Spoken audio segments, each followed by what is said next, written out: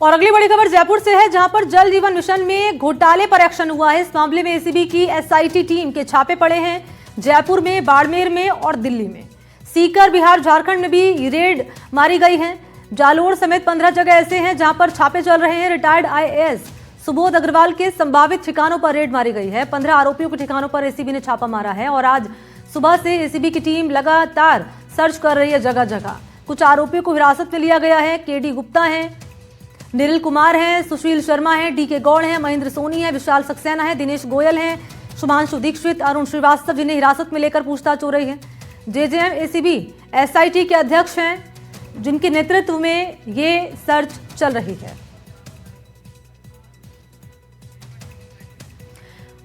और जरा अपडेट सहयोगी से जान लेते हैं। दीपक इस वक्त आपको टीवी स्क्रीन पर नजर आ रहे हैं, हमारे साथ मौजूद हैं। दीपक, जल जीवन मिशन ये मामला, इसमें एक्शन हुआ है एसीबी की एसआईटी टीम का, जरा ताजा अपडेट बताएं, अब तक क्या इनपुट मिल रहे हैं? और बिल्कुल देखिए, अभी इस वक्त करीब 7 से 8 या उससे अधिक हो सकते हैं आरोपी, जिनको यहाँ पर एसीबी मुख्यालय जयपुर में लाया गया है और उनसे वहां पर पूछताछ की जा रही है। जो देर रात से लगातार एसीबी की एसआईटी और एसीबी की टीम जो है वो लगातार दबिश मार रही थी। राजस्थान के 15 ठिकाने, इसके अलावा राजस्थान के अलावा दिल्ली, झारखंड, बिहार में भी छापेमारी की गई है। जो रिटायर्ड आईएएस सुबोध अग्रवाल है, उसके ठिकानों पर भी दबिश मारी गई है। तो कुल मिलाकर के कहा जाए कि जल जीवन मिशन घोटाला, जो कि पिछले, इससे पहले जब कांग्रेस की सरकार थी उसमें हुआ था, उसमें उस समय के मंत्री थे महेश जोशी, जो कि ईडी ने उन्हें गिरफ्तार किया था, जो जेल भी गए थे, उनका भी एफआईआर में नाम था। एसीबी ने सबसे पहले मुकदमा दर्ज किया था, फिर उसके बाद वो मामला ईडी में ट्रांसफर हुआ था, फिर ईडी ने मंत्री को गिरफ्तार किया था और उसके बाद अभी वो बेल पर चल रहे हैं। तो उनके ये सारे कनेक्टेड, पदम जैन भी थे इसमें, ठेकेदार जो कि मुख्य थे, उसको भी एसीबी टीम ने उस समय गिरफ्तार किया था। तो इस पूरे मामले में एसीबी की टीम ने आधा दर्जन से अधिक आरोपियों को पहले भी गिरफ्तार किया हुआ है और अभी भी जांच के दायरे में कई सारे जो ठेकेदार हैं, उनसे जुड़े हुए फर्म है और उनसे जुड़े लोग हैं, तो वो भी अभी जांच के दायरे में। तो देर रात सभी के खिलाफ एक साथ एक स्थान पर एक समय पर एसीबी की टीम ने दबिश मारी है। किसी को भागने का मौका नहीं दिया गया। एसीबी टीम को सूचना मिली थी कि कुछ लोग बिहार में है, कुछ झारखंड में है, कुछ दिल्ली में है और कुछ जयपुर में है, तो कुछ राजस्थान के जालोर में और कई जिलों में। तो एक साथ एसीबी की टीम ने रणनीतिक तरीके से ये दबिश मारी है और इनको सबको, इसमें नितिन है, सुशील है, इन सभी आरोपियों को यहाँ पर जयपुर लाया गया है, जहां पर इनसे पूछताछ की जा रही है। डीआईजी जो रामेश्वर है, वो पूरी इसकी रेड की मॉनिटरिंग कर रहे थे। देर रात से लगातार वो टीमों के संपर्क में थे और टीमों को सफलता मिली है। अब इनसे पूछताछ की जा रही है। इन्होंने जो पैसा था, जो कि करीब 900 करोड़ या उससे अधिक का जो पैसा था, वो उन्होंने, इन सब ने मिलकर जो है वो घपला किया था। जो केंद्र से जो जल जीवन मिशन की जो योजना थी, उसको राज्य सरकार तक पहुंचाना था, लेकिन उस समय जो ठेकेदार थे, पदम जैन और अन्य जो लोग थे, जिसमें महेश जोशी के जो करीबी थे, वो उन लोगों ने उस समय फर्जी फर्म बनाई। फर्जी फर्म के आधार पर टेंडर उठाए, ठेके उठाए और उसके आधार पर ये 900 करोड़ या उससे अधिक करोड़ रुपए जो है वो इन्होंने लिए। गलत तरीके से अनियमितता हुई, पैसे जो कैश लेन देन हुए। उसके बाद एसीबी की टीम ने मुकदमा दर्ज किया था और आज एसीबी की टीम ने 7 से 8 आरोपियों को डिटेन किया है। संख्या बढ़ सकती है, अभी फिलहाल इनसे पूछताछ की जा रही है।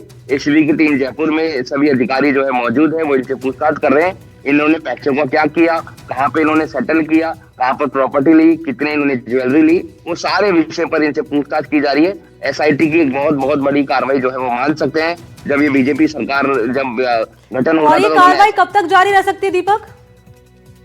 कार्रवाई देखिए लगभग जो है वो कंप्लीट हो चुकी है और 2 दिन से या 1 दिन से पूरी रात भर ये कार्रवाई जो है वो चली है, क्योंकि रात का जो समय होता है 3 से 4 बजे का, उसमें भागने का मौका नहीं मिलता। इनके ठिकाने एसीबी की टीम के पास आ चुके थे। उसके बाद एसीबी की टीम ने दबिश मारी है, जैसा कि मैंने कहा, झारखंड, बिहार, दिल्ली। ठीक है दीपक, नजर आप बनाए रखिएगा, आगे की जानकारी मैं आपसे लूंगी। अभी के लिए बहुत बहुत शुक्रिया आपका तमाम डिटेल्स के लिए। बात कर लेते हैं चूरू से आ रही इस खबर की। यात्रियों से भरी बोलेरो पलटी और इस हादसे में हुए हैं 6 यात्री घायल। घायलों को अस्पताल लाया गया है। सादुलपुर क्षेत्र के इंदासर गांव का ये पूरा मामला बताया जा रहा है।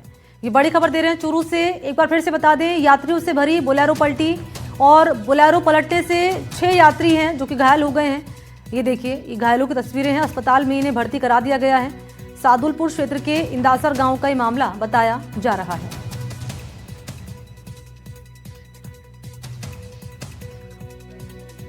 और अगली खबर है चूरू के बाद बीकानेर से आ रही है। बस और ट्रक की हुई है जोरदार टक्कर। दोनों वाहनों की जोरदार टक्कर के बाद सड़क पर सब्जियां फैल गई, लोगों की भीड़ जमा हो गई। भीमसेन सर्किल पर ये हादसा सामने आया है। तो दो वाहनों में जोरदार टक्कर के बाद सड़क पर सब्जियां फैल गई, मौके पर लोगों की भीड़ जमा हो गई। ये तस्वीरें जो रख रहे हैं ये है भीमसेन सर्किल की।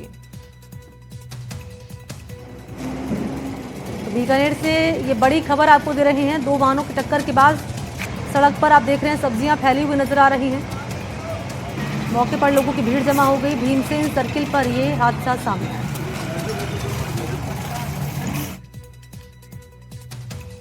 और बात करेंगे उदयपुर की। कुत्तों का आतंक लगातार बढ़ रहा है। यहाँ बच्चों को निशाना बना रहे हैं कुत्ते। कुत्तों के आतंक से लोगों का जीना मुहाल हो चला है। कुत्तों से परेशान हैं लोग। अब इनका गुस्सा फूटा है। सेक्टर 3 स्थित तिलक नगर का ये मामला बताया जा रहा है। तो ये आवारा कुत्ते हैं, किसी के पालतू कुत्ते हैं जो लोगों पर हमला कर रहे हैं, बच्चों को निशाना बना रहे हैं, महिलाओं पर हमला कर रहे हैं, पुरुषों तक को नहीं छोड़ रहे हैं। जब हम कहीं साइकिल से ऐसे जाते हैं तो वो पीछे पड़ जाते हैं और कभी कभार तो साइकिल ऐसे गिरने की हालत में होती है। तो इस पे हम कहीं कुछ खरीदने जाते हैं तो भी पीछे पड़ते हैं। हाथ में सामान होता है, कहीं वो गिर ना जाए इसके डर में हम चलते हैं ऐसे, इसलिए डर लगता है। हमारे यहाँ 8-10 कुत्ते गली में बहुत उन्होंने आतंक मचा रखा है। जो भी लोग आते जाते हैं, स्कूटी पे हो या पैदल हो या बच्चे जो आते जाते हैं तो उनके पीछे बहुत दौड़ते हैं और उनको काटने का डर रहता है। सेक्टर 3 तिलक नगर से बोल रही हूँ। डॉग्स ने बहुत परेशान कर रखा है। मैं बच्चों को ट्यूशन छोड़ने नहीं जा सकती हूँ, स्कूल लेने जाने में डर लगता है, मॉर्निंग वॉक बंद हो गई है। यहाँ हम कुत्तों से बहुत परेशान हैं। सुबह मंदिर जाते हैं तो कुत्ते पीछे पड़ जाते हैं और आसपास ऊपर दौड़ते हैं पकड़ने के लिए, कपड़े पकड़ के खींचने लग जाते हैं। तो हम इससे बहुत त्रस्त हैं। सरकार इसके विरुद्ध कुछ न कुछ कदम उठाना चाहिए।